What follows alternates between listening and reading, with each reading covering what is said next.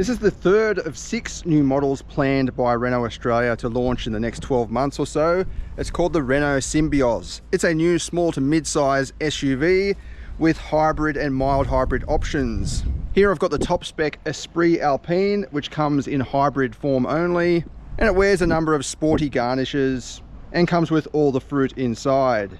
Now obviously design is a subjective thing, but I think this is a very nice looking SUV. It's suave, it's got a bit of European quality to the design. It doesn't just look like an upside down bathtub like a lot of the other rivals in this class, especially in Alpine form. You've got these 19-inch sort of shadow chrome alloy wheels. They're wearing 225/45 Michelin Premiercy 2 tyres. There's also some unique highlights around the front.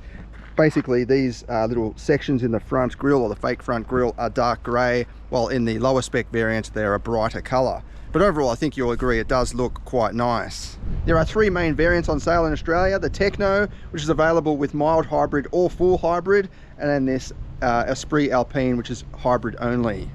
Under the bonnet in the hybrid, you've got a 1.8 litre petrol engine paired up with an electric motor assist system with a combined output of 116 kilowatts and 265 newton meters. That's matched up to a hybrid automatic transmission with a 1.4 kilowatt hour battery providing energy. Combined cycle fuel consumption is rated at 4.7 litres per 100 kilometres, with 0 to 100 in a claimed 9.1 seconds. Going with the mild hybrid gets you a 1.3 litre turbo 4-cylinder petrol engine with a 12-volt micro hybridization system with a combined output of 104 kilowatts and 245 newton meters. It comes with a 7-speed dual clutch automatic with front wheel drive. Fuel consumption is rated at 6.4 litres per 100 with a claimed 0 to 100 of 9.4 seconds. Taking a look inside, perfect timing actually, it's about to start raining I think. We've got a very suave interior like the exterior. It matches perfectly. We've got some animations going on because this has got full Google integration. It's one of only a few cars available in Australia with this full Google integration. Basically you can talk to it, you say hey G-O-O-G-L-E, I don't want to say it because my phone will probably go off and the car will go off. But yeah, it's you talk to the vehicle, it's adaptive, it will learn after a while as well, and it updates automatically, so it's getting the latest tech all the time. But yeah, very intuitive, easy to use, but at the same time I like that Renault has fit some physical controls as well. So you've got your air conditioning button, you can change the temperature easily, change the direction of flow, but you've also got some main menu options along the top here, such as your home button and then your main apps there as well. Decent amount of storage. You've got cup holders, little platform underneath the main gearbox selector system. And for the Alpine you get these sporty seats. They hug you in nicely, they're not too aggressive. Side support, you know, it could be a little bit more, but this is not meant to be a performance SUV. But yeah, it hugs you in appropriately for this type of vehicle. You've got full electric adjustment as well. I can lower the seat right down. Excellent driving position. You can raise and pull the steering wheel in and out. So yeah, it's easy to find a natural position. It is good to see we've got a proper start button as well. In the back, it's not the most spacious of its class, and it is a little bit disappointing to see there's no flip down armrest, but you do have twin climate vents, so adjustable. You can turn them on and off as well. You've got twin USB ports there. I do like the way, sorry to shut the door, the floor drops right down, so my knees are not like sticking up like they are in some rivals. You do have a bit of a transmission tunnel there. But these seats actually slide back and forth, which is quite unique considering this is not a 7-seater. Usually slidable second rows are only, you know, restricted to 7-seat options or 8-seat options. So you've got a bit of versatility there. You can adjust a room to your needs. If you're carrying, you know, a couple of adults that are quite tall, slide it back a little bit. It is going to take up a little bit of boot space, but the boot is quite big as well. But yeah, you can sort of adjust to your needs. With a combination of fabric and leatherette, contrast stitching for the Alpine variant, matching those in the front. Headroom is pretty good, although my head gets a little bit close because it really sort of curves around there, the pillar.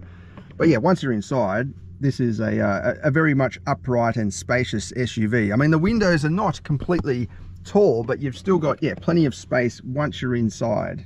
Right up at the back, you've got 460 litres of boot space in the hybrid, or 592 if you roll that seat all the way forward. That expands to 1546 litres with the seats folded down. Going with the mild hybrid sees that space grow to 563 litres up to 695 with the seats slid forward, and then 1668 with the seats folded down. And fortunately, both come with a space saver spare wheel. In the mild hybrid, this is mounted below this second panel, but in the full hybrid, it's mounted just above that. But it is better than having no spare at all, in my opinion, because sometimes the tyre repair kits don't really work. For a hybrid, that is quite a unique and attractive feature. Out on the road, the first thing I notice is just how smooth and quiet this new powertrain is. Now, I'm running in EV mode at the moment because we're just still in the city. The battery is almost gone, but you don't have to worry. It will automatically fire up the petrol engine when it needs to provide charge and power to the wheels. So as we're just cruising along here, it's pretty much driving like an EV. And in that sense, it is quite luxurious. It's just pretty much silent as we're driving along. If I give it some power, you'll hear the petrol engine kick in and provide seamless transition from electric power to the petrol power. We're going to go out into the country, out into the open road, and we can test out the ride and handling. But so far, the suspension does feel like it offers that kind of, you know, firmer, rubbery European feel, rather than, you know, a bit sort of perhaps sloppy, but softer and more comfortable.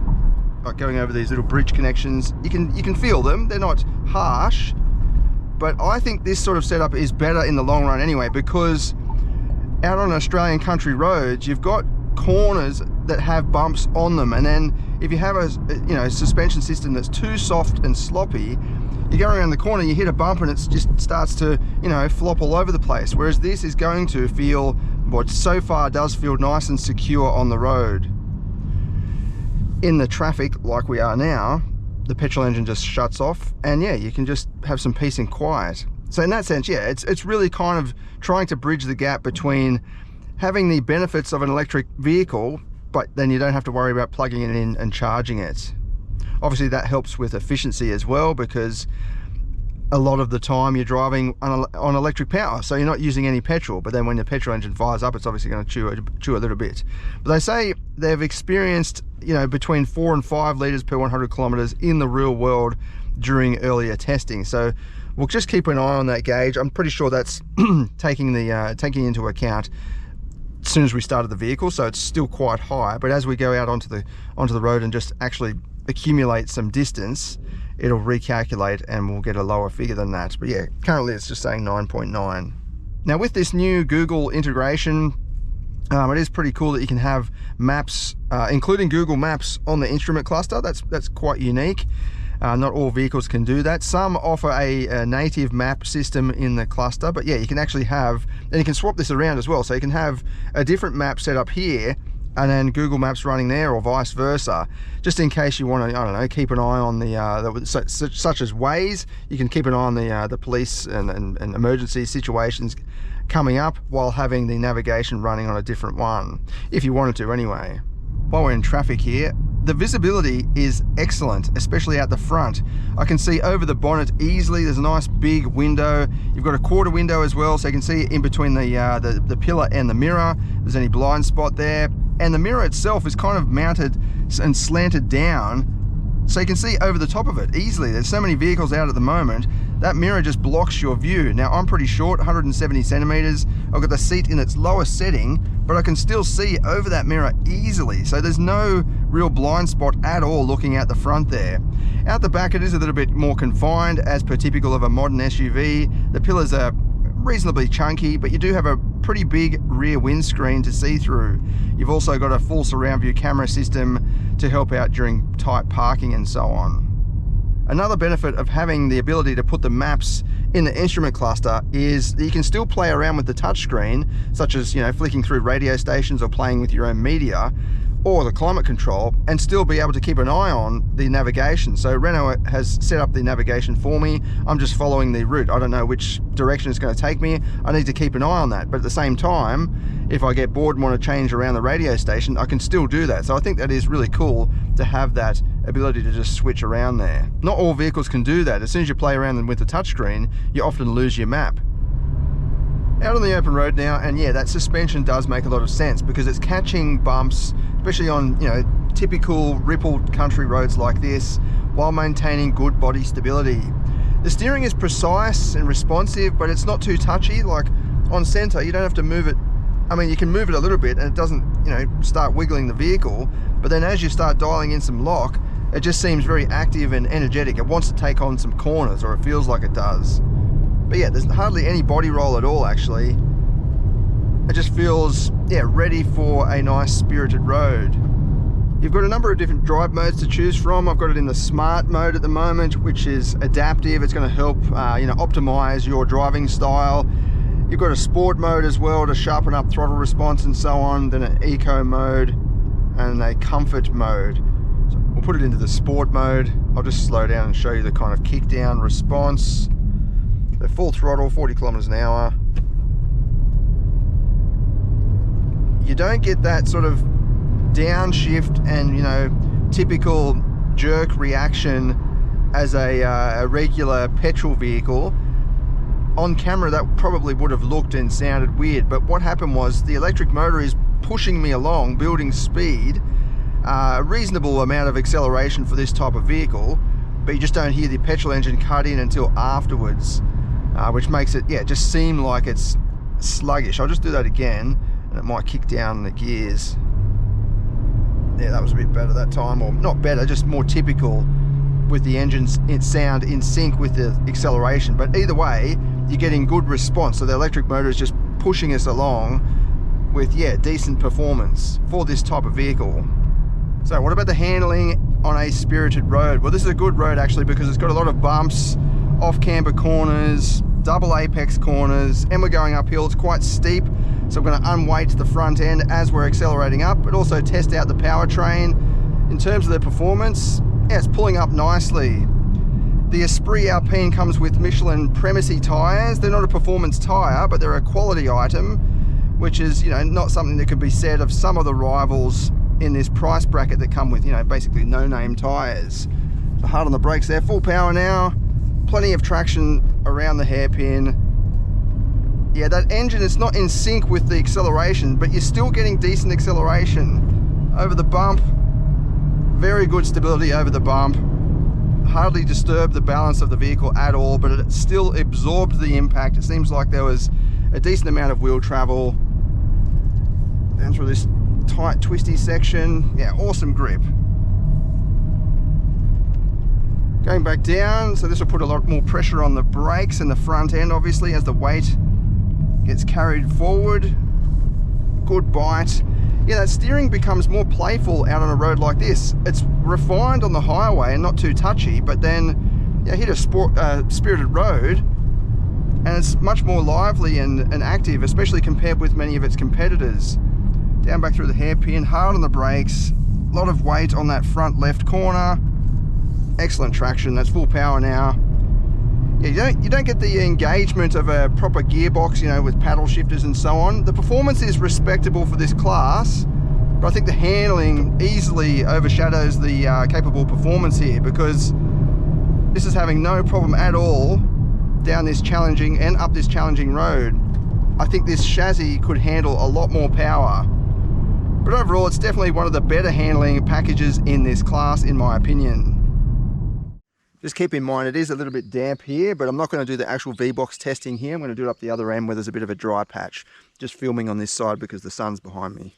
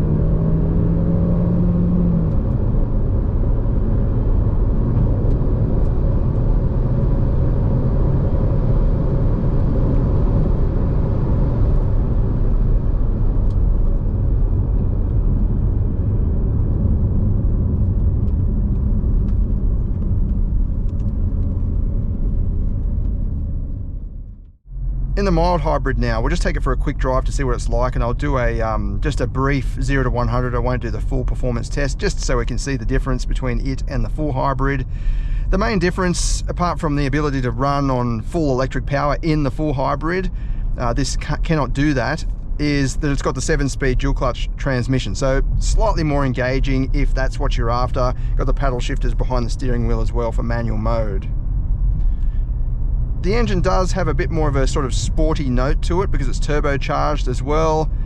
The full hybrid, it drives around on electric power, you know, at least 50% of the time, so you don't even hear the engine. So that in that sense, it is a bit more refined, a bit more luxurious. But yeah, if you are looking for that more interactive and more engaging feel, then this might be an option for you. Yeah, you got a bit of a burble and a bit of a pop in between the upshifts there.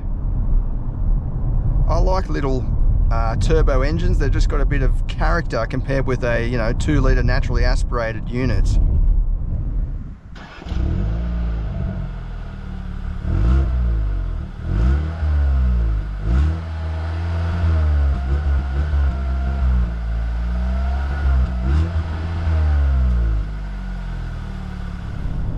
In terms of fuel consumption, this appears to be averaging 6.7 litres per 100 kilometres, which is not too bad in the real world.